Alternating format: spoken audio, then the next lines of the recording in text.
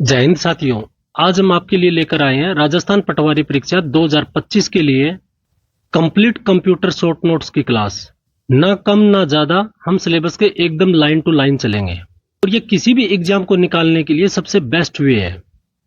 अभी हम क्लास के इस छोर पर खड़े हैं, जब हम उस छोर पर पहुंचेंगे तो देखिएगा कि कंप्यूटर रटने की चीज नहीं है, बस पढ़ने में नजरिए की जरूरत है। पटवारी परीक्षा के सिलेबस में कौन कौन से टॉपिक्स दिए हुए हैं तो कंप्यूटर की विशेषता, कंप्यूटर का संगठन, कंप्यूटर की मेमोरी जिसमें सिर्फ रैम और रोम दिए हुए हैं, computer software, computer hardware, MS office जिसके अंदर एमएस वर्ड है, एक्सेल है और पावर पॉइंट है, और अंत में जो महत्वपूर्ण तथ्य है उनका सार है। आइए पहला अध्याय लेते हैं, कंप्यूटर की विशेषताएं। सबसे पहले तो हम कंप्यूटर की परिभाषा जानते हैं कि कंप्यूटर बोलते किसे हैं। तो कंप्यूटर एक इलेक्ट्रॉनिक डिवाइस है जो डेटा को प्रोसेस करके इंफॉर्मेशन में बदलता है। कहने का आशय है कि जो भी डेटा होगा उसको प्रोसेस करके इंफॉर्मेशन में बदल देगा। आइए देखते हैं कंप्यूटर का वर्गीकरण। तो भूमिका के आधार पर दो प्रकार से बांटा जाता है कंप्यूटर को। एक तो डेटा प्रतिनिधित्व के आधार पर, दूसरा गतियों आकार के आधार पर। इसको अनुप्रयोग के आधार पर भी कह सकते हैं। तो जो डेटा प्रतिनिधित्व के आधार पर है, इसको हम तीन भागों में फिर आगे बांटते हैं। कौन सा? एनालॉग, डिजिटल और हाइब्रिड। आकार के आधार पर हम कितने भागों में बांटते हैं तो चार भागों में, माइक्रो, मिनी, मेन फ्रेम और सुपर कंप्यूटर। इसको हमें कैसे पढ़ना है तो सबसे पहले वाले को लेंगे हम डेटा प्रतिनिधित्व के आधार पर। इसमें तीन प्रकार है, पहले इसको देखेंगे, फिर इसको, इसके जो चार भाग है इनको देखेंगे। तो पहला टाइप देखते हैं डेटा प्रतिनिधित्व के आधार पर कंप्यूटर। हमने कितने भागों में बांटा था इसको? तीन भागों में। कौन कौन से? एनालॉग, डिजिटल और हाइब्रिड। तो इसमें लेते हैं पहला एनालॉग कंप्यूटर। एनालॉग कंप्यूटर क्या होता है? एनालॉग कंप्यूटर भौतिक घटनाओं में परिवर्तनशीलता पहलुओं को जानने में काम में लिया जाता है। जैसे मतलब फिजिकली मेजरमेंट के लिए इसको उपयोग में किया जाता है। कौन कौन से? जिस टाइप से हम देखें तो थर्मामीटर, स्पीडोमीटर, वोल्टमीटर, ये सब क्या है? ये एनालॉग कंप्यूटर के उदाहरण है। ये अंकों पर कार्य नहीं करते हैं और मेनली ये क्या है? भौतिक राशियों के मापन के लिए उपयोग किया जाता है। किसको? एनालॉग कंप्यूटर को। दूसरा है digital computer. Digital computer binary के सिद्धांत पर कार्य करता है। बाइनरी अंकों के आधार पर काम करता है। बाइनरी अंक कौन कौन से होते हैं? 0 1। याद रखना, ये डायरेक्ट भी पूछ ले सकते हैं कि बाइनरी अंक कौन कौन से होते हैं, तो 0 और 1। प्रोसेस होने के बाद डेटा संख्या, अक्षर, संकेत के रूप में प्राप्त होते हैं, जैसे डिजिटल घड़ी। जो डिजिटल घड़ी है वो डिजिटल कंप्यूटर का उदाहरण है। इसके बाद आता है हाइब्रिड कंप्यूटर। ये क्या है? ये एनालॉग और डिजिटल का मिक्स है। इन दोनों को तकनीकों का इसमें प्रयोग किया गया है, जैसे ईसीजी हो गया, पेट्रोल पंप हो गया, रडार हो गया, और ये चिकित्सा क्षेत्र में भी इसका उपयोग किया जाता है। तो हमने देखा डेटा प्रतिनिधित्व के आधार पर तीन प्रकार के कंप्यूटर थे, एनालॉग, डिजिटल और हाइब्रिड। एनालॉग के क्या क्या उदाहरण थे? जैसे थर्मामीटर हो गया, स्पीडोमीटर हो गया, वोल्टमीटर हो गया। कहने की बात है कि भौतिक राशियों का जहां भी आएगा मापन करने की कोई दिया होगा तो वो एनालॉग कंप्यूटर का ही उदाहरण होगा। डिजिटल में क्या होता है कि इसमें बाइनरी अंकों के आधार पर काम करता है, ये 0 और 1 के, और इसका उदाहरण क्या है? डिजिटल घड़ी। उसके बाद में हाइब्रिड देखा। हाइब्रिड का क्या होता है कि ये दोनों का मिक्स होता है, और जैसे ईसीजी हो गया, पेट्रोल पंप हो गया, रडार हो गया, या चिकित्सा क्षेत्र में जो भी उपयोग करते हैं वो सब के सब क्या है? Hybrid computer. अब देखते हैं गति और आकार के आधार पर कंप्यूटर। तो हमने बताया था चार प्रकार के होते हैं, माइक्रो, मिनी, मेन फ्रेम और super. Micro, mini, main frame और सुपर। अब देखते हैं माइक्रो कंप्यूटर। इसे पर्सनल कंप्यूटर भी कहते हैं। जो पीसी होता है वो माइक्रो कंप्यूटर का उदाहरण है। जैसे डेस्कटॉप, लैपटॉप, कंप्यूटर, एटीएम भी इसी श्रेणी में आता है। पहला माइक्रो प्रोसेसर 1970 में इंटेल द्वारा विकसित किया गया, इंटेल 400। और भारत का पहला माइक्रो कंप्यूटर कौन सा था? तो टिफरैक। इसको जो TIFRAC कैपिटल में लिखा हुआ है, टिफरैक बोल दो या आप किसी रूप में याद कर लो। टिफरैक क्या है? भारत का पहला माइक्रो कंप्यूटर। अब देखते हैं मिनी कंप्यूटर। यह एक साथ सैकड़ों यूजर को सपोर्ट करता है। यह छोटे व्यवसाय के लिए बहुत उपयोगी है, और उसके उदाहरण क्या क्या है? CDC 160A, PDP 11। ये दोनों किसके उदाहरण है? मिनी कंप्यूटर के। तीसरा है मेन फ्रेम कंप्यूटर। यह एक शक्तिशाली बहुउद्देशीय कंप्यूटर है जो एक साथ हजारों यूजर को सपोर्ट करता है। यह इससे बड़ा है, इससे ये बड़ा है। यह बड़े संगठनों, बैंकों में काम में लिया जाता है। तो कहने का तात्पर्य है कि मिनी का बड़ा रूप क्या है? Main frame. अब देखते हैं सुपर कंप्यूटर। सबसे तेज बहुत महंगे कंप्यूटर है, ये मल्टी प्रोसेसर भी होते हैं। और इसका उपयोग क्या है? मौसम पूर्वानुमान, साइंटिफिक यूजेज, रॉकेट, इन सब में इनका प्रयोग किया जाता है। इनकी स्पीड है वो फ्लॉप्स और पेटा फ्लॉप्स में नापी जाती है। ये आप याद रख लेना, कहीं कहीं एग्जाम्पल के रूप में आ सकता है कि फ्लॉप्स निम्न में से किस कंप्यूटर की मापने के लिए काम में लिया जाता है, तो किसको? सुपर कंप्यूटर को। आइए अब कुछ फैक्ट्स हैं वो देखते हैं। भारत का पहला सुपर कंप्यूटर कौन सा था? तो परम 8000। ये 800 नहीं है, 8000 है। अगला पॉइंट है, भारत के सुपर कंप्यूटर अन्य कौन कौन से? तो परम हो गया, अनुपम हो गया, ये भी क्या है? सुपर कंप्यूटर है। भारत का सबसे तेज सुपर कंप्यूटर कौन सा है? तो परम सिद्धि। क्या? परम सिद्धि। और दुनिया का सबसे तेज जो सुपर कंप्यूटर है वो है EI कैपिटन बोल दो, एल कैपिटन बोल दो। आपको याद क्या रखना है? आपको कैपिटन याद रखना है। और ये कब की बात है? ये 2025, एकदम लेटेस्ट है। अगला फैक्ट है, डिजिटल डायरी एक माइक्रो कंप्यूटर का प्रकार है। जो डिजिटल डायरी होती है वो एक माइक्रो कंप्यूटर का उदाहरण है। विश्व का पहला इलेक्ट्रॉनिक डिजिटल कंप्यूटर कौन सा था? तो कोलोसस था ये। इसको आप 2 बार लिख के देख लो, याद हो जाएगा। अब देखिए, प्रोग्राम सॉफ्टवेयर ये क्या चीज है? जो इंस्ट्रक्शन का समूह है उसको प्रोग्राम बोलते हैं। जो निर्देशों का समूह होता है उसको प्रोग्राम कहा जाता है। और जो प्रोग्राम का समूह होता है, जो कई प्रोग्राम मिलके एक समूह में होते हैं, उसको क्या बोलते हैं? उसको सॉफ्टवेयर बोलते हैं। तो कैसे याद रखोगे? इंस्ट्रक्शन, इंस्ट्रक्शन से क्या बना? प्रोग्राम, प्रोग्राम का इकट्ठा होने के बाद में क्या बना? सॉफ्टवेयर। तो सॉफ्टवेयर क्या है? इंस्ट्रक्शन का समूह जिसके कारण प्रोग्राम बने, और प्रोग्राम के समूह के कारण क्या बना? सॉफ्टवेयर बना। अगला पॉइंट है PDA, पर्सनल डिजिटल असिस्टेंट। ये क्या है? तो यह एक पोर्टेबल कंप्यूटर है, अर्थात यह एक बहुत इजी पोर्टेबल है और जेब में डालकर एक स्थान से दूसरे स्थान इसको ले जा सकते हैं। कभी कभी इसकी फुल फॉर्म पूछ लेते हैं, तो आप देख लीजिए, पर्सनल डिजिटल असिस्टेंट। महत्वपूर्ण चार्ट है ये, इसको आप अच्छे से देखिए। कंप्यूटर की पीढ़ियां, इसमें पीढ़ियां दी गई है, कौन सी पीढ़ी का कब समय रहा है, उसमें भाषा कौन सी यूज की गई है, तकनीक कौन सी यूज की गई है, और उसके उदाहरण कौन से है। जैसे देखिए, यहाँ पर दिए पीढ़ियां, यहाँ पर दिया समय, यहाँ पर दिया भाषा, यहाँ पर दिया तकनीक यूज, और यहाँ पर उदाहरण। तो देखिए, 5 पीढ़ियां मान के चलते हैं इसको। प्रथम पीढ़ी, द्वितीय पीढ़ी, तृतीय पीढ़ी, चतुर्थ और 5वीं पीढ़ी। प्रथम पीढ़ी का समय क्या था? तो 1942 से 54। कितना? 1942 से 1954। और इसमें भाषा कौन सी यूज की गई? तो मशीनी। और इसमें तकनीक कौन सी यूज हुई? तो वैक्यूम ट्यूब। और उसके उदाहरण कौन से हैं? एनीवैक, एडवैक और यूनिवैक। दूसरी पीढ़ी का समय 1955 से 1964। इसमें भाषा कौन सी यूज हुई? असेंबली। इसमें तकनीक कौन सी यूज की गई? ट्रांजिस्टर। तीसरी पीढ़ी, ये 1965 से 74 के बीच में। इसमें भाषा कौन सी? High level. इसमें तकनीक कौन सी यूज हुई? IC chip. और आईसी चिप को हम 2 भागों में बांटते थे, SSI और MSI। SSI किसको बोलते हैं? Small scale integrated. और MSI को मीडियम स्केल इंटीग्रेटेड। चौथी पीढ़ी का समय क्या था? तो 1975 से 89।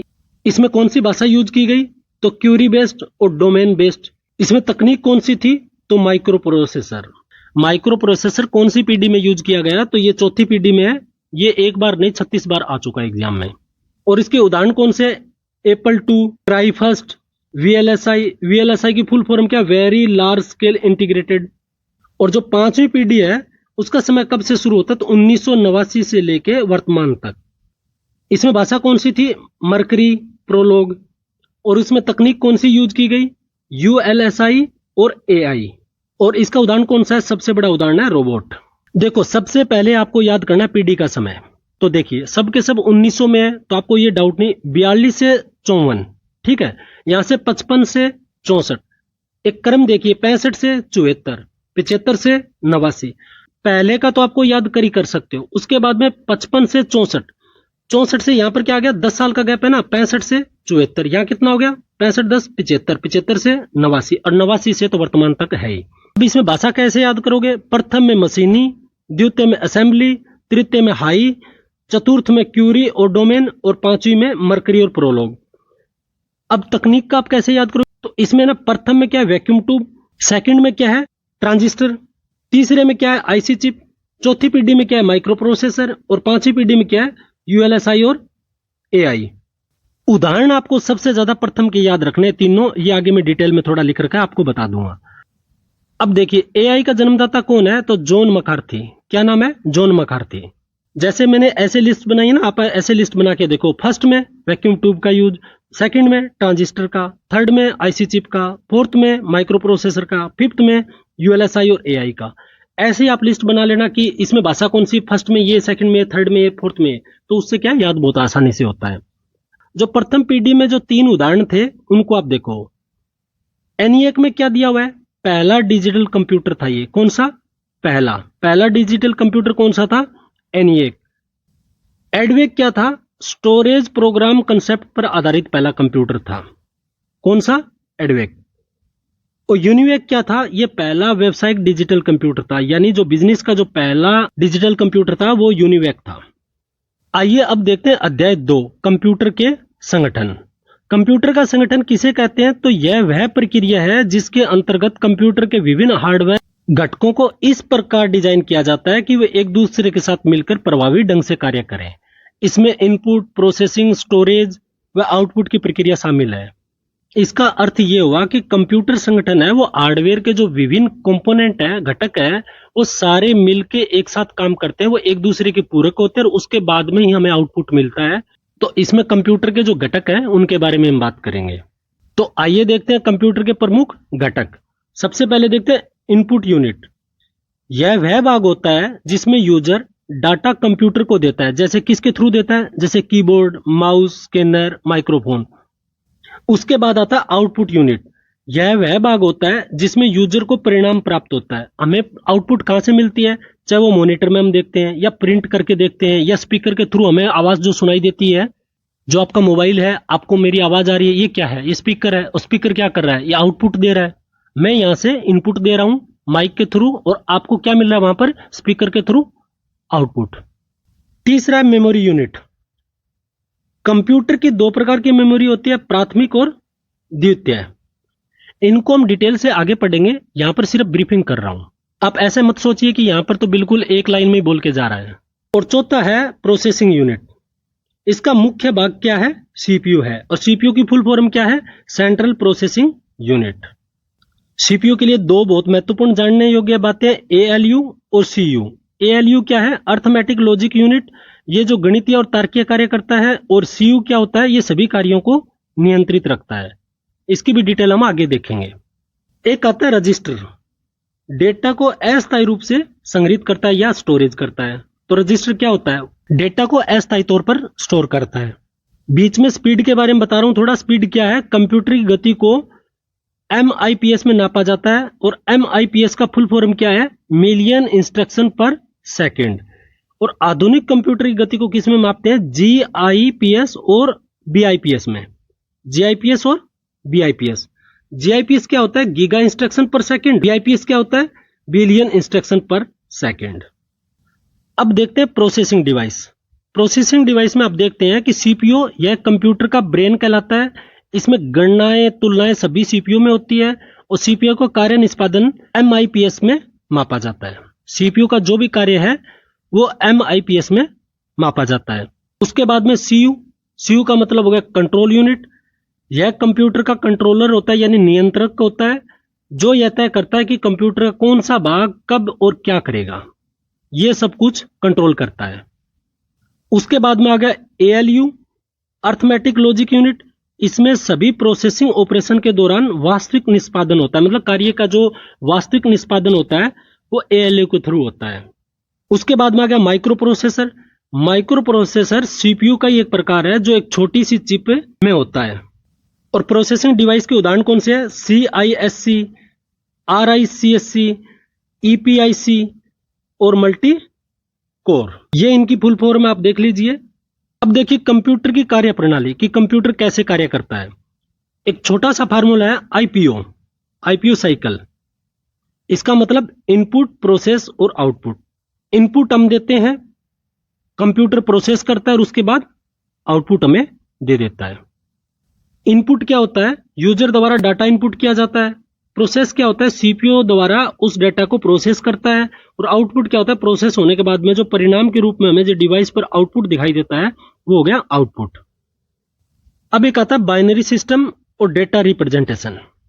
बाइनरी सिस्टम क्या होता है? कंप्यूटर केवल 0 और 1, जिसको बाइनरी बोलते हैं, डाटा को समझता है। कंप्यूटर जो भी चीज समझता है वो बाइनरी के रूप में समझता है, और बाइनरी क्या है? 0 और 1। ASCII कोड के माध्यम से कैरेक्टर को रिप्रेजेंट किया जाता है। किसके माध्यम से किया जाता है? तो ASCII, इसके माध्यम से कैरेक्टर को रिप्रेजेंट किया जाता है। आइए अब देखते हैं फाइल सिस्टम। फाइल सिस्टम क्या है? कि कंप्यूटर में डेटा को स्टोर और व्यवस्थित करने की एक विधि है। फाइल सिस्टम यह करता है कि किसी स्टोरेज डिवाइस में डेटा कैसा रखा जाएगा, फाइलों का नाम कैसे दिया जाएगा और उन्हें कैसे एक्सेस किया जाएगा, ये सब कौन करता है? ये फाइल सिस्टम करता है। फाइल सिस्टम के घटक कौन कौन से हैं, यानी कंपोनेंट कौन कौन से हैं? तो फाइल हो गया, डायरेक्टरी हो गया, मेटा डेटा हो गया, पाथ हो गया, परमिशन हो गया। फाइल क्या होता है? डाटो का संग्रह, जैसे पीडीएफ हो गया, डॉक हो गया। डायरेक्टरी क्या होती है? फाइलों का समूह होता है। फाइल क्या है? ये डाटा का समूह है, और याद रखना डायरेक्टरी क्या है? ये फाइलों का समूह है। और मेटा डेटा क्या होता है? फाइल का नाम, साइज, तारीख, ये सब इसको क्या बोलते हैं? Meta data. और पाथ, फाइल की लोकेशन। परमिशन, कौन पढ़ेगा कौन लिखेगा, ये कौन परमिशन करता है? File system. आइए देखते हैं फाइल सिस्टम के प्रकार। यहां पर फाइल दी हुई है, यहां पर इसका उपयोग दिया गया है, और यहां पर उसकी स्पेशलिटी दी गई है। एक आता है FAT, फैट, इसका फुल फॉर्म है फाइल एलोकेशन टेबल। ये पुराने डीएस में उपयोग किया जाता था।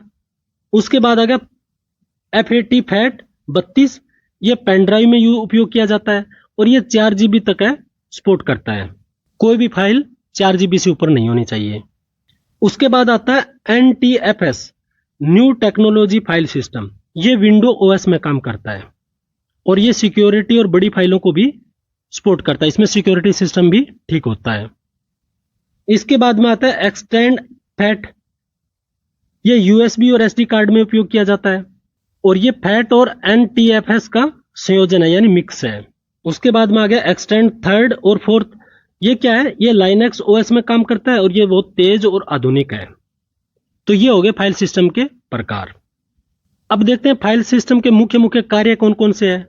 तो फाइल और फोल्डर बनाना, फाइल को स्टोर करना, फाइल को पढ़ना, फाइल को मिटाना, फाइलों को व्यवस्थित रूप में रखना, एक्सेस की परमिशन देना। ये मिशन, ये परमिशन है, ये थोड़ा सा टाइपिंग कभी कभी हो जाता है। और फाइल का नाम, स्थान, साइज, ये सब कुछ जानकारी कौन रखता है? तो ये रखता है फाइल सिस्टम। आइए अब देखते हैं बस सिस्टम। हालांकि सिलेबस में नहीं है, लेकिन फिर भी इंटरलिंक करता है टॉपिक से, तो देखते हैं। सीपीयू के विभिन्न हिस्सों को जोड़ने वाली लाइनों को क्या बोलते हैं? उसको बस बोलते हैं। और ये 3 प्रकार की होती है: डेटा बस, एड्रेस बस और कंट्रोल बस। ये डेटा ले जाने के लिए होता है, ये एड्रेस देने के लिए होता है। कंट्रोल बस किस काम आता है? तो नियंत्रण संकेत देने के लिए। आइए अब देखते हैं मदरबोर्ड। यह मुख्य सर्किट बोर्ड होता है जिसमें सीपीयू, रैम, हार्ड ड्राइव आदि जुड़े होते हैं। कंप्यूटर के सभी घटक यहीं से नियंत्रित होते हैं। कहां से कंट्रोल होते हैं? तो मदरबोर्ड से। इस क्लास में कोई भी पॉइंट ऐसा नहीं छोड़ा जाएगा जो परीक्षा में पूछा जाए और आप उसका जवाब ना दे सको। आइए जो पढ़ा है उसका थोड़ा सा क्विक रिवीजन करते हैं। घटक देखते हैं। सीपीयू क्या करता है? प्रोसेसिंग। एएलयू क्या करता है? गणना और लॉजिक का काम। सीयू क्या करता है? ये कंट्रोल करता है। रैम क्या है? अस्थायी मेमोरी। रोम क्या है? स्थायी मेमोरी। इनपुट डिवाइस क्या है? इसका क्या काम है? ये डेटा देता है। और आउटपुट का क्या काम है? परिणाम देना। आइए अब देखते हैं chapter 3, computer memory. Computer memory क्या होता है? तो कंप्यूटर का वह हिस्सा जहां डेटा और निर्देशों का स्टोर होता है। तो डेटा और निर्देशों का स्टोर कहां होता है? तो कंप्यूटर मेमोरी में। आइए कंप्यूटर मेमोरी को जान लीजिए। कंप्यूटर मेमोरी एक फिजिकल डिवाइस है जिसका उपयोग कंप्यूटर में स्थायी तथा अस्थायी डेटा, इंफॉर्मेशन, इंस्ट्रक्शन का स्टोर किया जाता है या स्टोर करने के लिए उपयोग में लिया जाता है। कंप्यूटर मेमोरी इनपुट और आउटपुट दोनों प्रकार का डेटा का स्टोर कर सकती है। मेमोरी में डेटा बाइनरी के रूप में स्टोर होता है। बाइनरी का मतलब 0 और 1। मेमोरी को bit, nibble, byte, kilobyte, MB, GB में नापते हैं। मेमोरी की सबसे छोटी इकाई है वो है बिट, और जबकि सबसे बड़ी इकाई कौन सी है? ब्रोंटोबाइट। ये लाइन आपको बहुत अच्छे से देखना है। सबसे छोटी क्या है? बिट, और सबसे बड़ी ब्रोंटोबाइट। ये देखिए पूरी लिस्ट है। बिट, बाइनरी डिजिट जो 0 और 1 के रूप में मैं कई बार बता चुका हूं। 4 बिट का एक निबल बनता है, 8 बिट का एक बाइट बनता है, और एक बाइट बराबर ही एक कैरेक्टर होता है। जो एक कैरेक्टर होता है उसमें कितनी बाइट होती है? एक बाइट होती है। और बिट कितनी होती है उसमें? 8 बिट। 1024 बाइट का कितना होता है? 1 किलोबाइट। 1024 किलोबाइट का, ये किलोबाइट है, 1024 किलोबाइट का कितना होता है? 1 MB, 1 मेगाबाइट। 1024 मेगाबाइट का कितना होता है? 1 GB, 1 गीगाबाइट। 1024 GB का कितना होता है? 1 TB, 1 टेराबाइट। 1024 टेराबाइट का कितना होता है? 1 पेराबाइट, जिसको PB लिखते हैं। 1024 पेराबाइट का कितना होता है? 1 एक्साबाइट। 1024 एक्साबाइट का कितना होता है? तो 1 जेटाबाइट। 1024 जेटाबाइट का कितना होता है? तो 1 योटाबाइट। और 1024 योटाबाइट का है वो 1 ब्रोंटाबाइट होता है, और ब्रोंटाबाइट है वो सबसे बड़ी इकाई है। तो इस चार्ट को आप थोड़ा सा अच्छे से देख लीजिए, 1% तो इसमें श्योर है। अब देखिए मेमोरी। मेमोरी का उपयोग प्रोसेसिंग के बाद प्राप्त परिणामों को स्टोर करने के लिए किया जाता है। और कंप्यूटर मेमोरी दो प्रकार की होती है, प्राथमिक और द्वितीय। प्राथमिक मेमोरी क्या होती है? यह आंतरिक मेमोरी है जो सीपीयू के लिए डेटा और निर्देशों का स्टोर करती है, और यह क्या होती है? अस्थायी होती है। और प्राथमिक मेमोरी को 3 भागों में बांटा जाता है, रोम, रैम और कैश। अब आता है द्वितीयक मेमोरी। कंप्यूटर की वह मेमोरी जिसका उपयोग डेटा और प्रोग्राम को स्थायी रूप से स्टोरेज करने के लिए उपयोग किया जाता है, इसी को सेकंड मेमोरी कहा जाता है। और इसे सहायक स्टोरेज भी कहा जाता है। किसको? द्वितीयक मेमोरी को। इस चार्ट को आप अच्छे से समझिए, आपको मेमोरी समझ में आ जाएगी। मेमोरी कितने भागों में बटी हुई है? 2, प्राथमिक और द्वितीयक। प्राथमिक कितने भागों में बटी है? 3 भागों में। कौन कौन सी? नॉन वोलेटाइल, वोलेटाइल और कैशे। अगर टेक्निकली टर्म में बात करें तो मेमोरी के 3 भाग कौन कौन से हैं? नॉन वोलेटाइल, वोलेटाइल और कैशे। अब नॉन वोलेटाइल कौन सी है? तो रोम है। और रोम फिर 3 भागों में बटा है, पी रोम, ईपी रोम, ईईपी रोम। और वोलेटाइल कौन सी है? रैम। रैम कितने भागों में बटी है? 2 भागों में, स्टैटिक रैम और डायनेमिक रैम। स्टैटिक रैम है वो रिफ्रेश की जरूरत नहीं पड़ती, और डायनेमिक में बार बार रिफ्रेश की जरूरत पड़ती है। अब देखिए कैश मेमोरी, इसको इंपॉर्टेंट आप जान लीजिए। कैश मेमोरी छोटी लेकिन उच्च गति की बफर मेमोरी है। यह सीपीयू की प्रतीक्षा समय को कम करने के लिए कैश मेमोरी का उपयोग किया जाता है। और कैश मेमोरी है वो सीपीयू और मैन मेमोरी, यानी मैन मेमोरी कौन सी है? रैम के बीच में होती है। कैश मेमोरी कहां होती है? तो सीपीयू और मैन मेमोरी के बीच में। सीपीयू की मैन मेमोरी की तुलना में बहुत अधिक तेज होती है। कौन? Cache memory. इसीलिए कैश मेमोरी मैन मेमोरी की सामग्री को रखता है और बफर करता है। पटवारी के सिलेबस में है वो प्राथमिक मेमोरी में रैम और रोम यानी नॉन वोलेटाइल और वोलेटाइल 2 दिए हुए हैं। फिर भी हम सेकेंडरी का थोड़ा सा देख लेते हैं। ये 2 भागों में बटी है, क्रमानुसार और दूसरा डायरेक्ट एक्सेस। सिक्वेंशियल एक्सेस में कौन कौन आता है? तो मैग्नेटिक टेप। और डायरेक्ट एक्सेस में कौन कौन आता है? तो ये 3 भागों में बटी है, मैग्नेटिक डिस्क, ऑप्टिकल और इलेक्ट्रॉनिक स्टोरेज डिवाइस।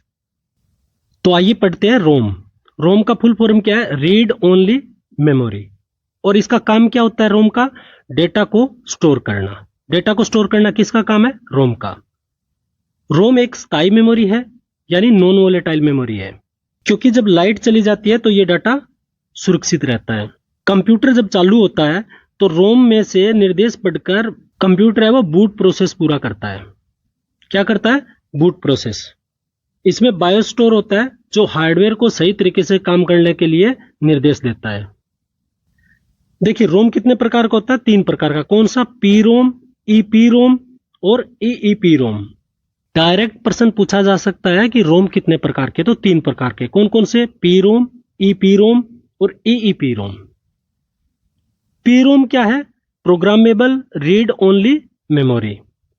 ये इसकी फुल फॉर्म होगी। डेटा को इसमें मिटाया नहीं जा सकता। किसमें? पी रोम में। पी रोम में जो डेटा होता है वो मिटता नहीं है। उसके बाद में ईपी रोम, इसकी फुल फॉर्म है erasable programmable read only memory. इसको अल्ट्रावायलेट किरण से मिटाया जा सकता है, क्योंकि इरेज का दे रखा है ना, तो इरेज हो जाएगा ये। और ईईपी रोम क्या होता है? Erasable programmable read only memory. इसको विद्युत के माध्यम से मिटाया जा सकता है। तो इसमें से डायरेक्ट पर्सन ऐसे भी बन सकता है। निम्न में से ईईपी रोम का उदाहरण है पेन ड्राइव, डिस्क, आगे पीछे कोई और भी दे देगा। आइए अब देखिए रोम के 2 घटक और हैं, बायोस और सीमोस। बायोस क्या होता है? यह रोम में स्टोर होता है। इसकी फुल फॉर्म क्या होती है? Basic input output system. Computer को बूटिंग करने के लिए इसका उपयोग किया जाता है। किसका? बायोस का। अर्थात कंप्यूटर स्टार्ट करने के लिए इसका प्रयोग किया जाता है। बायोस में है वो सारी की सारी सेटिंग होती है। सेटिंग कहाँ स्टोर होती है? तो बायोस में। ये 4 पॉइंट है बायोस के। तो अब देखते हैं सीमोस। सीमोस की फुल फॉर्म क्या है? Complementary metal oxide semiconductor. Full form जरूर याद रखिए क्योंकि ये कंप्यूटर है। सीमोस एक प्रकार की बैटरी होती है जिसका कार्य है बायोस में उपस्थित सभी सेटिंग को सिक्योर करना। बायोस क्या होता है? वो स्टोर करता है। सिक्योर कौन करता है उस सेटिंग को? सीमोस। डेट एंड टाइम को बदलने या उसको अपडेट रखने के लिए किसका उपयोग किया जाता है? तो सीमोस का। सीमोस का पहला काम कंप्यूटर बंद होने के बाद भी क्लॉक को चलते रहने देना। अब देखते हैं रैम। रैम की फुल फॉर्म क्या है? Random access memory. सीपीयू और रैम का उपयोग करके किसी भी कार्य के बारे में प्राथमिक मेमोरी लोकेशन से जानकारी लिख और पढ़ सकता है। रैम एक अस्थायी मेमोरी है जिसको वोलेटाइल बोलते हैं और इसे प्रेजेंट टाइम मेमोरी भी कह सकते हैं। लाइट जाने के बाद अपना क्या करता है? ये डेटा खो देता है, तभी तो ये अस्थायी है। और इसका मुख्य कार्य क्या है? डेटा और प्रोग्राम्स को अस्थायी तौर पर स्टोर करना। तो ये है रैम। अब देखते हैं तो रैम कितने प्रकार की है? तो रैम 2 प्रकार की, एक स्टैटिक रैम और एक डायनेमिक रैम। स्टैटिक रैम को क्या लिखते हैं? S RAM. इसका जो स्टैटिक का है ना, जो पहला एस है वो इसमें ले लिया एस रैम, और डायनेमिक का डी ले लिया तो डी रैम हो गया। तो एस रैम के बारे में देखते हैं। इसमें परिवर्तन नहीं किया जा सकता। किसमें? एस रैम में। रिप्लेस करने की जरूरत इसमें नहीं पड़ती। स्टैटिक रैम डेटा को स्टोर करने के लिए फ्लिप फ्लॉप्स का यूज करती है। कौन? Static RAM. फ्लिप फ्लॉप्स क्या है? यह एक बाइनरी सेल है जो एक बिट की इंफॉर्मेशन भी स्टोर करने में सक्षम है। छोटी से छोटी इकाई को भी ये स्टोर कर लेता है। और डायनेमिक रैम क्या है? इसमें परिवर्तन किया जा सकता है और इसको बार बार रिफ्रेश करना पड़ता है।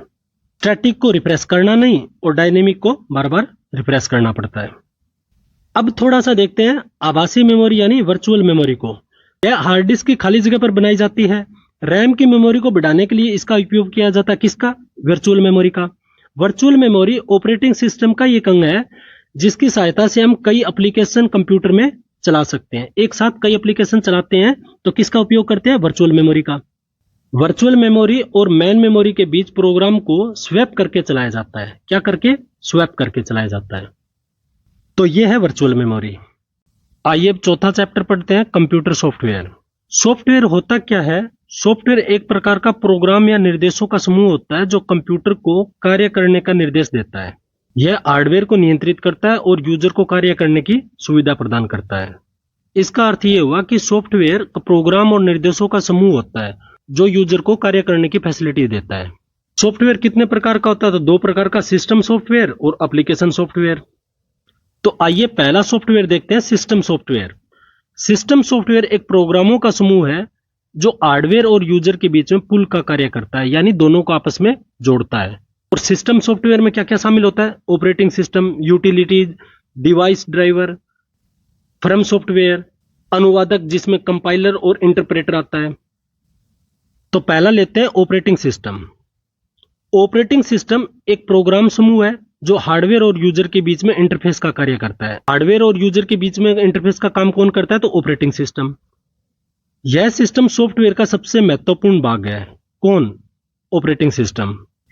ऑपरेटिंग सिस्टम के भाग ही कंप्यूटर में बूटिंग प्रक्रिया करता है। और ऑपरेटिंग सिस्टम के उदाहरण कौन से हैं? विंडोज हो गया, लाइनक्स हो गया, यूनिक्स हो गया, मैक ओएस हो गया, एंड्रॉइड हो गया, एमएस डोस हो गया, एक्सपी हो गया, विस्टा हो गया। ये सब के सब क्या है? ऑपरेटिंग सिस्टम के उदाहरण है। तो कभी कभी डायरेक्ट पूछ सकते हैं कि ऑपरेटिंग सिस्टम का निम्न में से कौन सा उदाहरण है, इसमें कुछ और दे देंगे, एक इनमें से एक दे देगा। तो आप अच्छे से देखिए। सिस्टम सॉफ्टवेयर बनाने के लिए मुख्यतः C++ भाषा का उपयोग किया जाता है। तो सिस्टम सॉफ्टवेयर के लिए कौन सी भाषा यूज करते हैं? तो C++। और इसके कार्य क्या है? ऑपरेटिंग सिस्टम के कार्य क्या क्या है? तो सीपीयू के हर प्रोग्राम को प्रोसेस करने के लिए एक एक करके भेजना। ये एक एक करके कौन भेजता है? Operating system. मेमोरी मैनेजमेंट करके देता है। किसी भी इनपुट को स्टोर करने में का काम भी करता है। इनपुट आउटपुट का मैनेज करके देना। इनपुट डिवाइस को डाटा रिसीव करना, आउटपुट डिवाइस को डाटा सेंड करना। ये सब काम किसके हैं? तो ऑपरेटिंग सिस्टम के। अब देखते हैं ऑपरेटिंग सिस्टम के कितने प्रकार होते हैं। तो 3 प्रकार के होते हैं। कौन कौन से? डिस्ट्रीब्यूट, नेटवर्क ऑपरेटिंग सिस्टम और रियल टाइम ऑपरेटिंग सिस्टम। ये 3 प्रकार है वो ऑपरेटिंग सिस्टम के हैं। पहले हम देखते हैं distributed. Multiple real time application और मल्टी यूजर्स की सेवाओं के लिए कई सेंट्रल प्रोसेसर का यूज होता है। जैसे उदाहरण लोकस, माइक्रोस, और ये लोकस और माइक्रोस किसके उदाहरण है? तो ये सब के सब डिस्ट्रीब्यूट ऑपरेटिंग सिस्टम के उदाहरण है। अब देखते हैं network operating system. Network operating system का उद्देश्य नेटवर्क के कई कंप्यूटरों के बीच साझा फाइल और प्रिंट को एक्सेस की अनुमति देता है। जो कई कंप्यूटरों के बीच में एक प्रिंटर होता है, उसको एक्सेस करने के लिए कौन अनुमति देता है? तो नेटवर्क ऑपरेटिंग सिस्टम। उसका सबसे अच्छा उदाहरण कौन सा है? नेटवेयर। नेटवेयर किसका उदाहरण है? नेटवर्क ऑपरेटिंग सिस्टम का। नेट से नेट याद रह जाएगा ना। अगला रियल टाइम ऑपरेटिंग सिस्टम, समय अंतराल कार्य को कंट्रोल करना। ये कौन करता है? ये करता है रियल टाइम ऑपरेटिंग सिस्टम, और इसका उदाहरण क्या है? VxWorks। यह VxWorks किसका उदाहरण है? तो रियल टाइम ऑपरेटिंग सिस्टम का। आइए देखते हैं कुछ लोकप्रिय ऑपरेटिंग सिस्टम है, उनके बारे में जानते हैं। पहला है मैक OS, यह एप्पल द्वारा डिजाइन किया गया है। उसके बाद में आता है यूनिक्स, की फुल फॉर्म है यूनिप्लेक्स्ड इंफॉर्मेशन कंप्यूटिंग सिस्टम, यह मल्टी यूजर ऑपरेटिंग सिस्टम है। उसके बाद आता है बोस, महत्वपूर्ण है क्योंकि ये भारत से निर्मित है, भारत ऑपरेटिंग सिस्टम सॉल्यूशन। यह लाइनक्स कर्नल की सहायता से बना भारतीय ऑपरेटिंग सिस्टम है। इसको कर्नेल बोल दो या कर्नल बोल दो, एक ही बात है।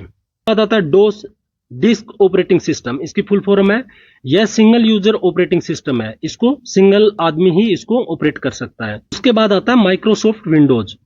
विंडोज मल्टी यूजर और मल्टी प्रोसेसिंग है। इसमें बहुत से वर्जन है, जैसे विंडोज 95, 98, NT, XP, विंडोज 11 जो लेटेस्ट वर्जन है वो अभी नवंबर 2024 में लॉन्च हुआ है। तो सबसे लेटेस्ट इसका वर्जन कौन सा है? विंडोज 11। उसके बाद में मोबाइल ऑपरेटिंग सिस्टम, इसका कौन सा होता है? एंड्रॉइड। यह लाइनक्स से निकला हुआ मोबाइल ऑपरेटिंग सिस्टम है जो 2007 में आया था। तो एंड्रॉइड कब आया था? 2007 में, और यह गूगल का फ्री सॉफ्टवेयर है। उसके बाद आता है iOS, यह आईफोन के लिए ऑपरेटिंग सिस्टम है। जो iOS है ये किसका ऑपरेटिंग सिस्टम है? तो आईफोन का। उसके बाद एक टर्म आता है इंटरफेस, यूजर्स और कंप्यूटर के बीच में जो संबंध बनाने की व्यवस्था की गई है उसे इंटरफेस कहा जाता है। इंटरफेस है वो दो प्रकार का होता है, CUI और GUI। CUI क्या होता है? इसकी full form command user interface. इसमें कंप्यूटर के कमांड लिख कर निर्देश देने पड़ते हैं, इसमें ना लिख लिख के देने पड़ेंगे। और GUI का फुल फॉर्म क्या है? Graphical user interface. इसमें आपको लिखने की जरूरत नहीं है, इसमें जैसे आइकॉन, मेनू, ग्राफिक के चित्र मिलते हैं और इसको माउस की सहायता से क्लिक करके निर्देश दे सकते हैं। तो ये हो गया चित्र वाला और ये हो गया लिख के देने वाला। उसके बाद आता है यूटिलिटी सॉफ्टवेयर। यूटिलिटी सॉफ्टवेयर क्या है? यह एक प्रकार का कंप्यूटर प्रोग्राम है जो सिस्टम को सुरक्षित, तेज और व्यवस्थित बनाए रखने में हेल्प करता है। इसका मुख्य कार्य क्या है? कंप्यूटर का रख रखाव, बैकअप देना और वायरस को स्कैन करना। और इसके उदाहरण कौन कौन से हैं? एंटीवायरस, डिस्क क्लीनअप, WinRAR, ये सब के सब किसके उदाहरण है? यूटिलिटी सॉफ्टवेयर के। उसके बाद में आता है डिवाइस ड्राइवर। डिवाइस ड्राइवर क्या है? यह एक सॉफ्टवेयर होता है जो किसी विशेष हार्डवेयर डिवाइस को ऑपरेटिंग सिस्टम से जोड़ता है। बिना ड्राइवर के हार्डवेयर काम नहीं करेगा। उदाहरण इसके कौन से? प्रिंटर हो गया, ग्राफिक कार्ड हो गया और साउंड कार्ड हो गया। ये सब के सब किसके उदाहरण है? डिवाइस ड्राइवर के। अब अगला आता है फर्मवेयर सॉफ्टवेयर। फर्मवेयर सॉफ्टवेयर क्या होता है? यह सॉफ्टवेयर कंप्यूटर हार्डवेयर में स्थायी इंस्टॉल किया जाता है, यानी परमानेंट होता है। यह बूटिंग के समय सबसे पहले चलता है। तो बूटिंग करने समय सबसे पहले कौन सा सॉफ्टवेयर चलेगा? तो फर्मवेयर। और इसका उदाहरण कौन सा है? बायोस हो गया, EFI हो गया। और बायोस क्या होता है? बायोस की फुल फॉर्म देखिए, बेसिक इनपुट आउटपुट सॉफ्टवेयर। यह ऑपरेटिंग सिस्टम व PC के हार्डवेयर के बीच में इंटरफेस का कार्य करता है। ये हमने पहले ही बात कर ली। यह कंप्यूटर बूटिंग के लिए सबसे उपयोगी या उपयोग में लिए जाने वाला सॉफ्टवेयर है। यह सभी सेटिंग का स्टोर रखता है। कौन? बायोस। सेटिंग का सारा स्टोर कौन रखता है? तो बायोस रखता है। अब आता है अनुवादक। अनुवादक वह प्रोग्राम सॉफ्टवेयर होता है जो एक भाषा में लिखे गए कोड को दूसरी भाषा में, जैसे मशीनी भाषा में बदलता है ताकि कंप्यूटर उसको समझ सके। कंप्यूटर है वो मशीनी भाषा को समझता है। अनुवादक के कितने भाग है? तो कंपाइलर और इंटरप्रेटर। पहले कंपाइलर को देखते हैं। कंपाइलर एक विशेष प्रकार का प्रोग्राम होता है जो उच्च स्तरीय भाषा को, जैसे C हो गया, C++ हो गया, जावा को, लिखे हुए कोड को मशीनी भाषा में अनुवाद करके दे देता है, जिसके कारण क्या होता है? कंप्यूटर उसको समझ सकता है। ये सब के सब प्रसिद्ध कंपाइलर हैं। अब इंटरप्रेटर को देखिए, यह भी एक प्रोग्राम होता है जो उच्च स्तरीय भाषा को कोड में लाइन टू लाइन पढ़कर तुरंत निष्पादित कर देता है, यानी ये जो है वो लाइन टू लाइन पढ़ के करता है। कौन? इंटरप्रेटर। यह डिबिंग में बहुत उपयोगी है क्योंकि यह तुरंत एरर को निकाल लेता है या खोज लेता है। और इसका उदाहरण कौन कौन सा है? पाइथन हो गया, जावास्क्रिप्ट हो गया, रूबी हो गया, पीएचपी हो गया और ये मतलब हो गया। ये सब किसके उदाहरण है? तो इंटरप्रेटर के। अब देखते हैं सॉफ्टवेयर का दूसरा भाग, एप्लीकेशन सॉफ्टवेयर। एप्लीकेशन सॉफ्टवेयर क्या होता है? तो वह सॉफ्टवेयर जो विशेष कार्य या यूजर की आवश्यकता को पूरा करने के लिए बनाया जाता है, उसे क्या कहते हैं? Application software. जैसे कौन कौन से? MS Word, MS Excel, Tally, web browser, यह वास्तविक कार्यों के लिए बनाए जाते हैं। कौन? Application software. और एप्लीकेशन सॉफ्टवेयर कितने प्रकार के होते हैं? दो प्रकार के, एक सामान्य और एक विशेष। एक सामान्य उद्देश्य के लिए और एक विशेष उद्देश्य के लिए। सामान्य उद्देश्य के लिए सॉफ्टवेयर है वो सामान्य उपयोग के लिए बनाए जाते हैं, जैसे एमएस वर्ड हो गया, एमएस एक्सेल हो गया, एमएस पावर पॉइंट हो गया, वेब ब्राउजर हो गया, वीएलसी मीडिया प्लेयर हो गया। ये सब के सब किसके उदाहरण है? ये सामान्य उद्देश्य के। सामान्य उद्देश्य के बारे में और जानते हैं। वर्ड प्रोसेसिंग सॉफ्टवेयर, इसकी सहायता से टेक्स्ट या डॉक्यूमेंट बनाए जाते हैं, जैसे एमएस वर्ड में, एमएस पैड में और वर्ड स्टार में। ये सब के सब किसकी सहायता से बनाए जाते हैं? तो वर्ड प्रोसेसिंग सॉफ्टवेयर के। दूसरा है इलेक्ट्रॉनिक स्प्रेडशीट। इसके द्वारा यूजर अपने डेटा को रो एंड कॉलम में व्यवस्थित कर सकता है, जैसे एमएस एक्सेल। एक्सेल में क्या होता है? रो एंड कॉलम में लिखे जाते हैं, लोटस 1 2 3। और यहां ध्यान देने वाली बात यह है कि रो और कॉलम का जो सामूहिक रूप होता है उसे स्प्रेडशीट बोलते हैं। कि स्प्रेडशीट क्या होती है? तो जो रो और कॉलम में जो लिखा जाता है एक समूह के रूप में, उसको स्प्रेडशीट कहा जाता है। एक टर्म आता है डीबीएमएस। डीबीएमएस क्या होता है? Database management system.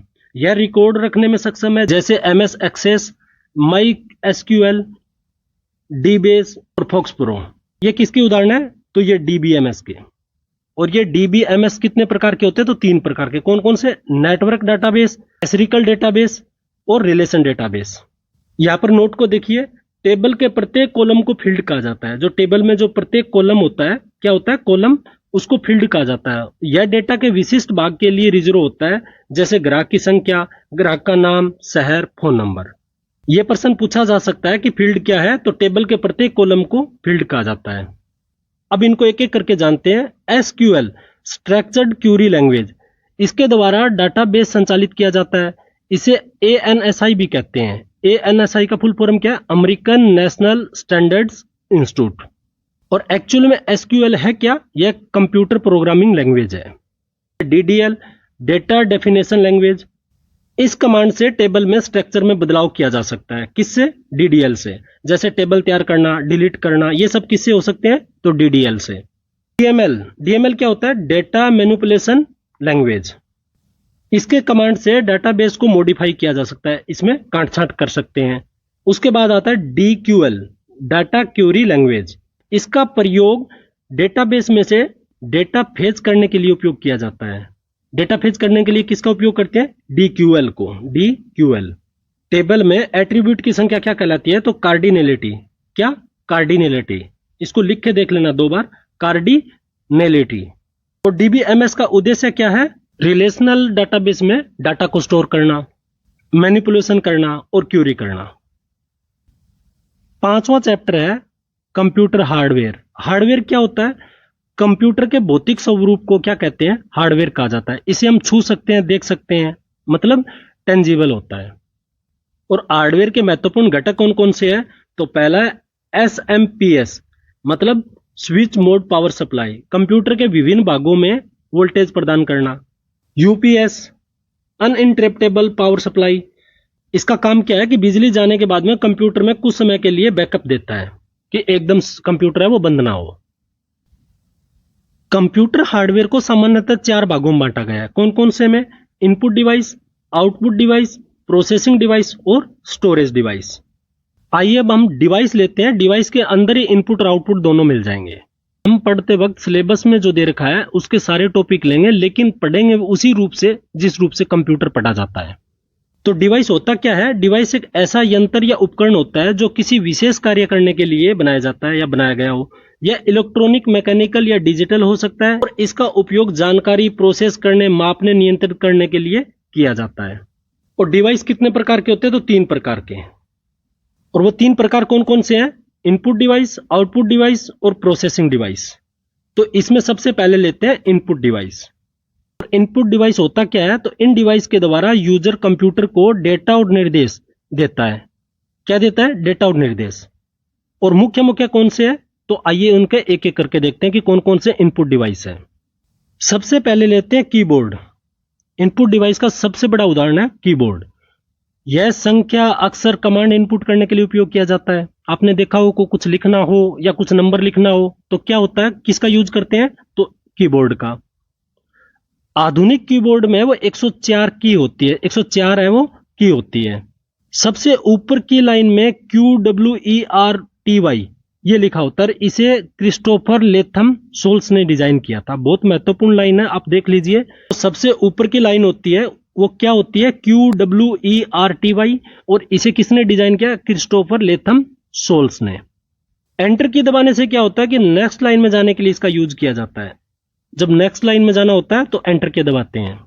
अब कीबोर्ड के मुख्य भाग देखते हैं जो 6 होते हैं। कौन कौन से, अल्फा न्यूमेरिकल, फंक्शन की, कंट्रोल की, नेविगेशन, नम और स्पेशल। अल्फा न्यूमेरिकल में क्या होता है, तो इसमें ए से जेड तक अक्षर लिखे होते हैं और संख्या है वो 0 से 9 तक लिखी होती है। वो क्या कहलाती है, वो कहलाती है अल्फा न्यूमेरिकल। उसके बाद में आता है फंक्शंस की। इसमें क्या होता है, इसमें F1 से 12 तक लिखा होता है और प्रत्येक के है वो विशेष कार्य के लिए बनी होती है। उसके बाद आता है कंट्रोल की, जैसे कंट्रोल हो गया, अल्ट हो गया, विंडो की हो गया, शॉर्ट की हो गया या विशेष कमांड हो गया, ये सब क्या होते हैं, ये कंट्रोल की होती हैं। उसके बाद में आता है नेविगेशन। नेविगेशन में कौन कौन सा आता है, एरो लाइन हो गई, होम हो गया, एंड हो गया, पेज अप हो गया, पेज डाउन हो गया, डॉक्यूमेंट व स्क्रीन पर मूवमेंट दिखाने के लिए उपयोगी होती है क्या, नेविगेशन की। उसके बाद में आता है नमपैड। ये क्या होता है, यह कीबोर्ड के दाएं भाग में होता है। इसकी संख्याओं और गणितीय ऑपरेटर के लिए यूज किया जाता है, जैसे प्लस हो गया, माइनस हो गया, स्टार हो गया, स्लैश हो गया, ये सब किस में काउंट होते हैं, ये नमपैड में। और ये खासकर कैलकुलेटर में काम आता है, यानी कैलकुलेशन करना होता है तब काम आता है। और स्पेशल की में कौन कौन सा आता है, तो एंटर हो गया, बैक स्पेस हो गया, टैब हो गया, कैप्स लॉक हो गया, शिफ्ट हो गया, स्पेस बार हो गया। इनका उपयोग डेटा एंट्री और फॉर्मेटिंग के लिए किया जाता है। तो डेटा एंट्री और फॉर्मेटिंग के लिए किसका यूज किया जाता है, स्पेशल की। और स्पेशल की कौन कौन से, एंटर, बैक स्पेस, टैब, ये सब। एक महत्वपूर्ण फैक्ट है, कीबोर्ड की सबसे लंबी की कौन सी होती है, तो वो होती है स्पेस बार। जो स्पेस बार होता है वो सबसे लंबी की होती है। अब देखते हैं इनपुट डिवाइस के अन्य प्रकार, जैसे जियोस्टिक हो गया, स्कैनर हो गया, OBR optical bar code reader, OMR optical mark reader, OCR optical character recognition. उसके बाद में हो गया मैग्नेटिक इंक कैरेक्टर, फिर ट्रैक बॉल हो गया, फिर उसके बाद में डिजिटाइजर टेबल हो गया, ग्राफिक टेबल हो गया, वीडियो या डिजिटल कैमरा हो गया या कार्ड रीडर हो गया। ये सब के सब क्या है, इनपुट के उदाहरण है। और इसमें बहुत अधिक जानने की जरूरत नहीं है, डायरेक्ट पूछ सकते हैं कि इसमें इनपुट का कौन सा उदाहरण है। अब और इनपुट डिवाइस देखते हैं, उसमें आ गया माउस। यह एक इनपुट डिवाइस है जो यूजर और स्क्रीन के बीच में इंटरफेस का कार्य करता है। 1963 में डगलस एंजेलबर्ट, क्या, डगलस एंजेलबर्ट ने पहला कंप्यूटर माउस बनाया। तो किसने बनाया था, डगलस एंजेलबर्ट ने।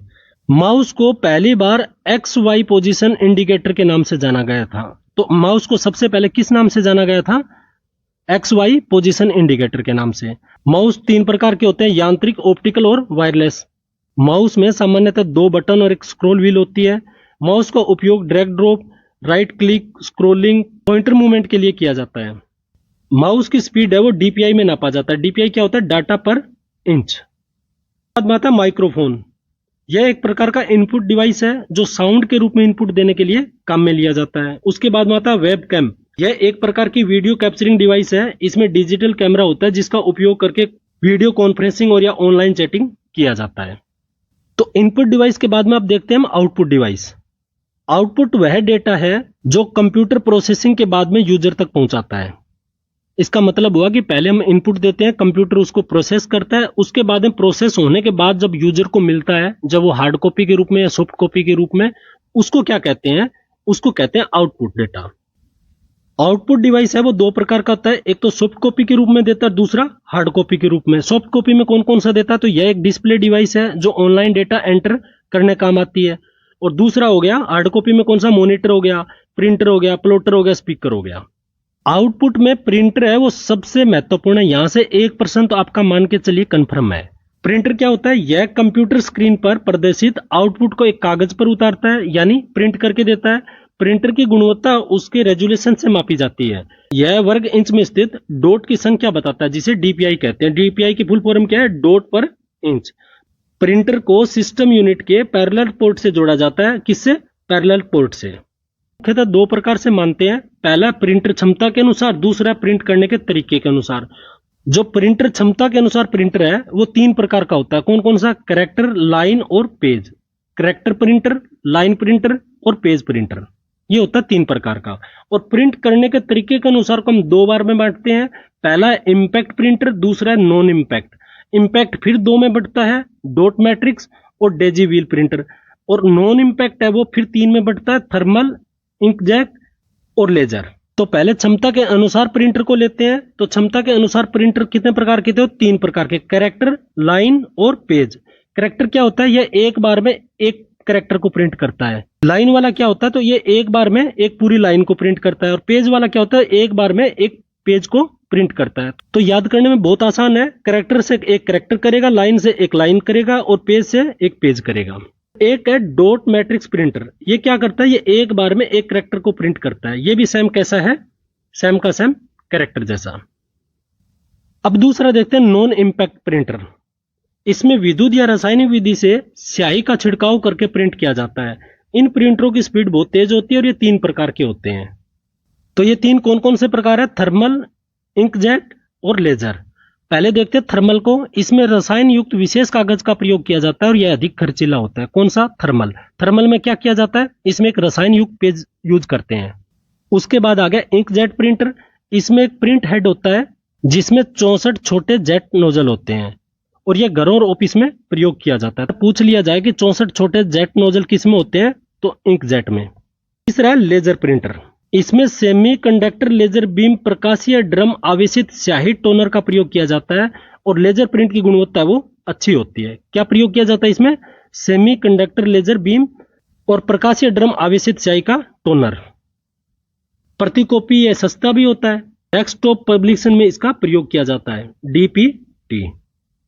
अब प्लॉटर देखते हैं। प्लॉटर क्या होता है? यह एक प्रिंटर की तरह हार्ड कॉपी देने वाला एक आउटपुट डिवाइस है। इसका यूज वास्तुविद, भवन निर्माण, सिटी पुलिंग या मानचित्र बनाने में किया जाता है। तो मानचित्र बनाना हो गया या भवन निर्माण होता है, इसमें किसका यूज होता है? तो उसमें प्लॉटर का यूज होता है। आउटपुट के कुछ अन्य उदाहरण देखते हैं, जिसमें एक मदरबोर्ड हो गया। मदरबोर्ड कंप्यूटर का मुख्य बोर्ड होता है जहां सभी पार्ट जुड़े होते हैं, जैसे CPU, RAM, hard disk, graphic card. Motherboard का मुख्य कार्य क्या होता है? तो कंप्यूटर के सभी हार्डवेयर को एक साथ जोड़कर उन्हें आपस में डेटा और पावर को आदान प्रदान करने में मदद करना। इसमें CPU socket, RAM slot, PCIC slots, SATA port, USB port आदि होता है। इसमें चिपसेट होता है जो सीपीयू और अन्य कंपोनेंट के बीच में डेटा का रास्ता तय करता है। एसएमपीएस है वो मदरबोर्ड को क्या करता है? पावर देता है, पावर प्रदान करता है। मदरबोर्ड को कंप्यूटर की आंख कहा जाता है। कंप्यूटर की आंख किसको बोलते हैं? तो मदरबोर्ड को। और कंप्यूटर का ब्रेन किसको बोलते हैं? तो सीपीयू को। अब देखिए मॉनिटर। यह देखने में टीवी की तरह होता है, जो स्क्रीन होती है उसको बोलते हैं मॉनिटर। सबसे महत्वपूर्ण आउटपुट डिवाइस है। इसे विजुअल डिस्प्ले यूनिट भी कहा जाता है। मॉनिटर आउटपुट को अपनी स्क्रीन पर सॉफ्ट कॉपी के रूप में प्रदर्शित करता है। तो ये होता है मॉनिटर। अब देखते हैं मॉनिटर के प्रकार। सीआरटी, कैथोड रे ट्यूब, ये क्या करता है? ये विज्ञापनों का जो मापन करता है उसका तरीका है कि एक विज्ञापन पर कितना क्लिक किया गया। इसका किसके लिए प्रयोग करते हैं? सीआरटी।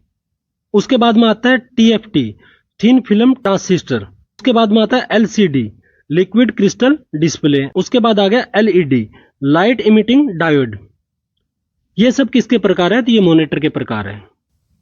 मोनोक्रोम मॉनिटर क्या है? कि एक रंग के लिए प्रयोग किया जाता है। किसको? मोनोक्रोम मॉनिटर को।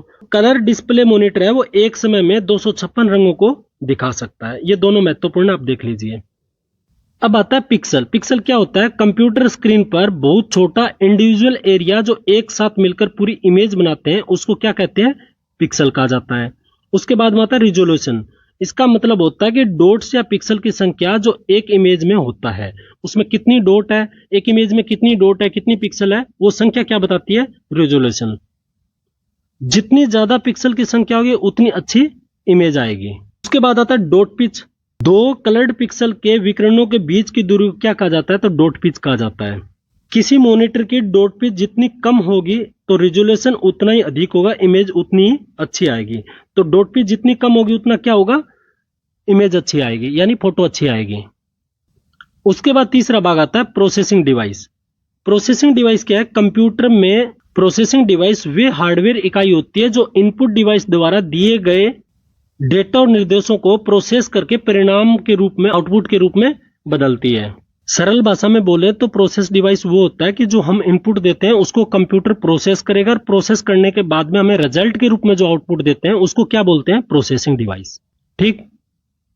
मुख्य प्रोसेसिंग यूनिट कौन कौन सी है? तो एक सीपीयू हो गया, एक मदरबोर्ड। सीपीयू की फुल फॉर्म क्या है? Central processing unit. मदरबोर्ड को हमने पढ़ लिया, और सीपीयू को अब हम देखते हैं। सीपीयू को कितने भागों में बांटा गया है? तो 3 भागों में। कौन कौन से? एएलयू, सीयू और रजिस्टर। एएलयू क्या है? Arithmetic logical unit. सीयू क्या है? Control unit. और ये हो गया रजिस्टर। तो सीपीयू के पहले पार्ट को देखते हैं, एएलयू। इसकी फुल फॉर्म क्या है? Arithmetic and logic unit. यह सीपीयू का महत्वपूर्ण भाग है। यह गणना और लॉजिक दोनों कार्य करता है। कौन कौन सा? गणना करना और लॉजिक, तार्किक जो कार्य होता है वो एएलयू करता है। गणना में जोड़ना, घटाना, गुणा, भाग हो गया। लॉजिक में कौन सा हो गया? एंड, और, नोट, ये XOR हो गया, बराबर का निशान, ग्रेटर देन, लेस देन, ये सब लॉजिक में अकाउंट होते हैं। और लॉजिक का जो कार्य प्रणाली है वो एएलयू को सीपीयू के कंट्रोल यूनिट में आदेश मिलता है कि वह कौन सी क्रिया करनी है। उसके बाद क्या होता है कि एएलयू आवश्यक डेटा को रजिस्टर या मेमोरी से ले लेता है और फिर गणितीय या तार्किक ऑपरेशन करता है। उसके बाद परिणाम बनाने के बाद में वापस रजिस्टर या मेमोरी को भेज देता है। तो एएलयू इस आधारित काम करता है। इसके बाद आता है सीयू। सीयू की फुल फॉर्म क्या है? Control unit. और सीयू के कार्य क्या है? कंप्यूटर के सभी यूनिट्स को नियंत्रित कर और संयमित करता है, मतलब उसको कंट्रोल करता है, मैनेज करता है। सीयू अपने निर्देश मेमोरी से लेता है। मेमोरी से कौन सी से? विशेषकर रैम से। सीयू अपने समय का कोई डाटा प्रोसेस नहीं करता है, इसको दिया हुआ होता है उस कार्य को करता है। अब आता है रजिस्टर। रजिस्टर सीपीयू के अंदर एक छोटा तेज अस्थायी स्टोरेज होता है। इसका काम प्रोसेसिंग के दौरान डेटा और निर्देशों को अस्थायी रूप से स्टोर करना है। और इसके मुख्य कार्य क्या है? तो डेटा का स्टोर करना और तेजी से एक्सेस करना। डेटा का स्टोर कैसे करता है? एएलयू अन्य यूनिट्स के बीच में स्टोर करता है, यानी अस्थायी स्टोरेज बना लेता है। सीपीयू को बार बार रैम में जाने की आवश्यकता नहीं पड़ती है, इसके कारण इसकी सीपीयू की स्पीड बढ़ जाती है। तो रजिस्टर बहुत महत्वपूर्ण कंपोनेंट है। रजिस्टर एक छोटे आकार का होता है, लेकिन रजिस्टर की मेमोरी सीपीयू को सबसे तेज बनाती है। अब थोड़ा रजिस्टर और रैम के बारे में अंतर में जान लीजिए। पहले देखते हैं इसका स्थान क्या होता है। तो रजिस्टर का स्थान होता है वो सीपीयू के अंदर होता है, और रैम का कहाँ होता है? सीपीयू के बाहर मदरबोर्ड पर होता है। स्पीड ये बहुत तेज होती है, ये थोड़ी इसकी तुलना में धीमी होती है। साइज ये छोटी होती है, ये बड़ी होती है। और एक्सेस टाइम है इसका बहुत कम है, किसका? रजिस्टर का। और रैम का थोड़ा ज्यादा है। और कार्य प्रोसेसिंग डाटा का अस्थायी संग्रहण करना, और ये है प्रोग्राम और डेटा दोनों को स्टोर करता है। अब कुछ पॉइंट है जो देखने हैं। हार्ड डिस्क ड्राइव, जिसको एसडीडी बोलते हैं, यह एक स्थायी डेटा संग्रह उपकरण है, यानी स्टोर करने वाला उपकरण है। डेटा को चुंबकीय डिस्क पर स्टोर करता है। चुंबकीय डिस्क पर कौन स्टोर करता है? तो एचडीडी, डी नहीं, HDD. Solid state drive, SSD, तेज गति और टिकाऊ स्टोरेज, आप यूज ही करते हैं एसएसडी का। तो रैम, रैंडम एक्सेस मेमोरी, अस्थायी स्टोरेज, इसको क्या बोलते हैं? वोलेटाइल बोलते हैं। और रोम, रीड ओनली मेमोरी, ये स्थायी स्टोरेज होता है, उसको नॉन वोलेटाइल बोलते हैं। और पेन ड्राइव क्या होता है? ये पोर्टेबल स्टोरेज होता है, मतलब इसको लेके कहीं भी जा सकते हो आप। आइए छठा चैप्टर देखते हैं, एमएस ऑफिस। एमएस ऑफिस का पूरा नाम क्या है? Microsoft office. माइक्रोसॉफ्ट ऑफिस क्या है? माइक्रोसॉफ्ट ऑफिस एक सॉफ्टवेयर सूट है जिसे माइक्रोसॉफ्ट कंपनी द्वारा विकसित किया गया है। इसमें विभिन्न प्रकार के एप्लीकेशन होते हैं जो डॉक्यूमेंट बनाने, डेटा प्रबंधन, प्रेजेंटेशन, मेल भेजने और कार्यालय की अन्य कार्यों को सरल प्रभावी बनाने के लिए उपयोग किया जाता है। इसमें आता है वर्ड प्रोसेसर। वर्ड प्रोसेसर क्या है? वर्ड प्रोसेसर एक सॉफ्टवेयर प्रोग्राम है जो टाइप किए गए डॉक्यूमेंट को बनाने, स्टोर करने और उसको प्रिंट करने में सक्षम है। उसके बाद आता है सॉफ्टवेयर प्रोसेसिंग। प्रोसेसिंग एक वर्ड प्रोसेसर का यूज करके डॉक्यूमेंट बनाने की क्षमता है। अब देखते हैं वर्ड प्रोसेसिंग की विशेषताएं। सबसे पहले देखते हैं वर्ड रैप। वर्ड रैप क्या है? जब वर्ड प्रोसेसर अपने आप अगली लाइन में चला जाता है तो उसे वर्ड रैप बोलते हैं। क्या बोलते हैं? Word wrap. Grammar check, tool grammar का उपयोग करके या F7 दबाकर वर्तनी या व्याकरण की जांच कर सकते हैं, यानी इसमें कोई त्रुटि तो नहीं हुई होगी। और क्या दबाते हैं उसमें? या तो F7 दबाते हैं या टूल ग्रामर से निकाल के इसको चेक करते हैं। उसके बाद आता है फॉर्मेटिंग। फॉर्मेटिंग क्या है? इससे पता चलता है कि हमारा पाठ कैसा होगा या हमारा चैप्टर कैसा होगा। तो ये दो प्रकार की होती है। पहली होती है वर्ड फॉर्मेटिंग और दूसरी होती है पैराग्राफ फॉर्मेटिंग। वर्ड फॉर्मेटिंग क्या होती है? फॉन्ट आकार, फॉन्ट रंग, सुपरस्क्रिप्ट, सबस्क्रिप्ट, ये सब आता है वर्ड फॉर्मेटिंग में। और पैराग्राफ फॉर्मेटिंग में क्या आता है? Alignment, indentation. और उसके बाद आता है मार्जिन। मार्जिन क्या होता है? Left, right, top, bottom, edge के बीच की दूरी है। जैसे हम टाइप कराते हैं तब बोलते हैं ना कि लेफ्ट में थोड़ी जगह छोड़ दो, या राइट में थोड़ी जगह छोड़ दो, या ऊपर से थोड़ी जगह छोड़ दो। वो क्या होता है? वो मार्जिन के थ्रू होता है। स्पेशल बाइंडिंग के लिए छोड़े गए विशेष स्थान को गटर मार्जिन कहा जाता है। ये थोड़ा सा आप देख लीजिए कि गटर मार्जिन क्या है। तो स्पेशल बाइंडिंग के लिए जो जगह छोड़ी जाती है उसको गटर मार्जिन बोलते हैं। गटर मार्जिन की दो पोजीशन हो सकती है, लेफ्ट या टॉप। अगला अलाइनमेंट। अलाइनमेंट क्या होता है? पाठ के चार तरीकों से अलाइनमेंट कर सकते हैं। संरेखित हिंदी में बोलते हैं। तो पाठ को चार तरीकों से अलाइनमेंट कर सकते हैं, लेफ्ट, राइट, केंद्र और औचित्य। उसके बाद है टेबल। एक टेबल रो और कॉलम से बनी होती है। एक हो गया रो और दूसरा हो गया कॉलम। डॉक्यूमेंट में अधिकतम कॉलम 63 हो सकते हैं और न्यूनतम रो 1 और कॉलम 1। इसको आप अच्छे से देखिए कि डॉक्यूमेंट में अधिकतम कॉलम कितने हो सकते हैं? 63। और न्यूनतम रो भी 1 है और कॉलम भी 1 है। एक कॉलम से नीचा नहीं होगा, एक रो से भी नीचा नहीं होगा। उसके बाद आता है एडर। एडर क्या होता है? ये ऊपर साइड में होता है। जो ये साइड है इसको एडर बोलते हैं, और जो नीचे साइड आता है इसको फुटर बोलते हैं। यह पेज मार्जिन की जगह लेता है। और फुटर क्या है? पेज के अंत में यही बताया, जो नीचे की तरफ होता है वो फुटर होता है। यह बॉटम मार्जिन की जगह लेता है। Foot note. फुट नोट क्या होता है? फुट नोट पर्स के अंत में रहता है लेकिन फुटर के जस्ट ऊपर। उसके बाद आता है एंड नोट। एंड नोट क्या होता है? डॉक्यूमेंट के अंत में रहता है। जो पूरे डॉक्यूमेंट बन गया, जैसे ये पीडीएफ है, ये 45 पेज की है, तो अंतिम पेज पर क्या रहेगा? एंड नोट रहेगा। अगला देखिए बुक मार्क। इसका प्रयोग डॉक्यूमेंट में स्थित लोकेशन या स्थान को एक नाम द्वारा पहचान देने के लिए किया जाता है, जिसे भविष्य में आसानी से ढूंढा जा सके। Window line. विंडो लाइन क्या है? यह पैराग्राफ की लास्ट लाइन होती है जो अगले पेज की पहली लाइन बन जाती है। मतलब इस पेज का जो लास्ट लाइन होगी वो अगले की फर्स्ट बन जाएगी। वो क्या होता है? Window line. उसके बाद आता है ऑर्फन लाइन। यह लाइन पैराग्राफ की पहली लाइन होती है जो पहले पेज की आखिरी लाइन होती है। ये जस्ट इसका अपोजिट होता है। एमएस ऑफिस सूट में क्या क्या होता है? इसमें एमएस वर्ड होता है, एमएस एक्सेल होता है, एमएस पावर पॉइंट होता है, एमएस एक्सेस होता है, एमएस आउटलुक होता है और एमएस नोट होता है। हमारे सिलेबस में क्या दे रखा है? हमारे सिलेबस में दे रखा है एमएस वर्ड, एमएस एक्सेल और पावर पॉइंट। हम यहाँ पर 3 चीज पढ़ेंगे। एमएस ऑफिस के वर्जन देखिए, Microsoft office window 1990, MS office 2016 और एमएस ऑफिस 2019। अब क्या चल रहा है? MS office 2019। अब देखते हैं एमएस वर्ड, माइक्रोसॉफ्ट वर्ड, जो हमारे सिलेबस में है। माइक्रोसॉफ्ट वर्ड क्या है कि वर्तमान में वर्ड प्रोसेसर के रूप में एमएस वर्ड सबसे अधिक उपयोग में लिया जाता है, जिसे डॉक्यूमेंट तैयार किया जाता है। मतलब डॉक्यूमेंट तैयार करने के लिए सबसे ज्यादा प्रचलित कौन है? MS word. और एमएस वर्ड स्टार्ट कैसे होता है? सबसे पहले हम स्टार्ट पे जाएंगे, फिर ऑल प्रोग्राम पे जाएंगे, फिर माइक्रोसॉफ्ट ऑफिस पर जाएंगे और फिर क्या आ जाएगा? MS Word. एमएस वर्ड में हमें क्या पढ़ना है? पहले तो देखिए आप टाइटल बार। यह विंडो के सबसे ऊपर होता है। कहां? इस साइड में। तथा यह एक्टिव डॉक्यूमेंट को दर्शाता है। इसका मतलब यह है कि जो आप जो अभी फिलहाल पेज देख रहे हैं ये एक्टिव डॉक्यूमेंट है, यानी जो लाइव डॉक्यूमेंट जो भी होता है, जो पेज सामने होता है, तो वो होता है एक्टिव डॉक्यूमेंट। तो वहां पर सबसे पहले क्या नाम लिखा मिलेगा? टाइटल बार में क्या लिखा मिलेगा? जो एक्टिव डॉक्यूमेंट होगा उसी का नाम दिखेगा। उसके बाद आता है मेनू बार। यह टाइटल बार के नीचे वाला बार होता है। इसमें कई विकल्प दिए होते हैं, कई ऑप्शन दिए होते हैं। इसके बाद आता है स्टैंडर्ड टूल बार। इसका प्रयोग अनेक रूप से किया जाता है। फॉर्मेट पेंटर है वो भी इसी से प्राप्त किया जाता है। किससे? स्टैंडर्ड टूल बार से, जिसके द्वारा टेक्स्ट पर की गई फॉर्मेटिंग और अन्य किसी टेक्स्ट पर लागू किया जा सकता है। उसके बाद आता है वर्टिकल कलर बार। इसका प्रयोग डॉक्यूमेंट के टॉप और बॉटम को मार्जिन को सेट करने के लिए किया जाता है। वर्टिकल कलर बार किसके लिए यूज किया जाता है? तो टॉप और बॉटम की मार्जिन को सेट करने के लिए। उसके बाद आता है स्टेटस बार। और एक्टिव डॉक्यूमेंट की स्थिति को दर्शाता है। जैसे कर्सर जिस पेज और कॉलम पर लाइन पर होगा वो क्या होगा? Status bar. उसके बाद आता है वर्किंग स्पेस। विंडो में वे स्थान जिस पर टेक्स्ट आदि टाइप कर सकते हैं वो क्या होगा? Working space. अब देखते हैं एमएस वर्ड की शॉर्ट की। कंट्रोल+A दबाते हैं तो क्या होता है? Select all. पूरा पेज क्या होता है? कंटेंट क्या होता है?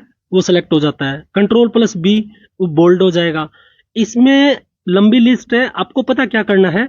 इसमें ए का मतलब ऑल, ए से स्टार्ट है ना, बी का बोल्ड ऐसे याद कीजिए, सी का कॉपी, डी का ये फॉन्ट के ऑप्शन के लिए होता है, ई सेंटर को सिलेक्ट करने के लिए, एफ फाइंड, इसमें 2-4 ऐसे मिलेंगे जो सेम नेम नहीं होगा, अदरवाइज इनका सेम का सेम मिलता है।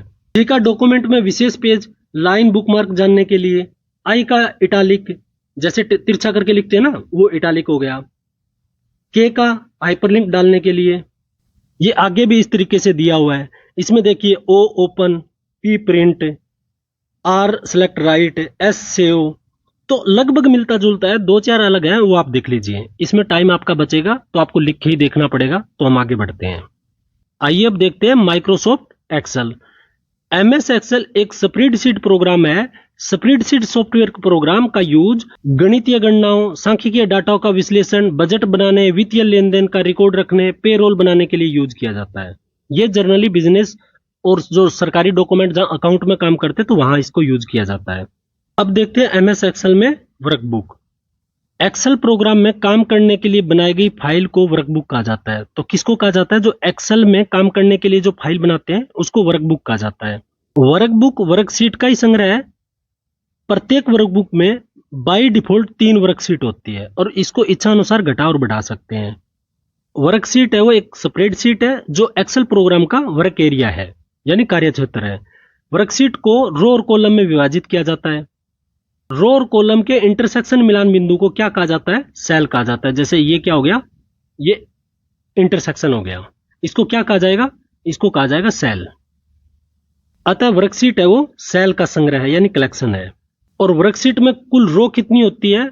तो 10,48,576, ये फिक्स है और आप इसको याद जरूर रखिए। और कॉलम कितने होते हैं? तो 16,384। वर्कशीट में कुल रो कितनी होती है? तो 10,48,576 और कॉलम कितने होते हैं? तो 16,384। वर्कशीट में रो की संख्या 1 से 10,48,576 तक दर्शाया जाता है और तथा कॉलम ए से जेड और पुनः ए से ए जेड, ट्रिपल ए से एफ ई एक्स तक दर्शाया जाता है। ये आप थोड़ा सा देख लीजिए। वर्कशीट में ऊपर से नीचे कॉलम कहा जाता है, यानी वर्टिकल इस टाइप से, तथा दाएं से बाएं को क्या कहा जाता है? हॉरिजॉन्टल, यानी इसको रो। ये हो गया आपका क्या? ये जो आपको लाइन दिख रही है ये हो गया कॉलम। और ये क्या हो गया? ये आपका हो गया, ऐसे लाइन मारोगे तो ये हो गया आपका रो। ये रो है और ये क्या है?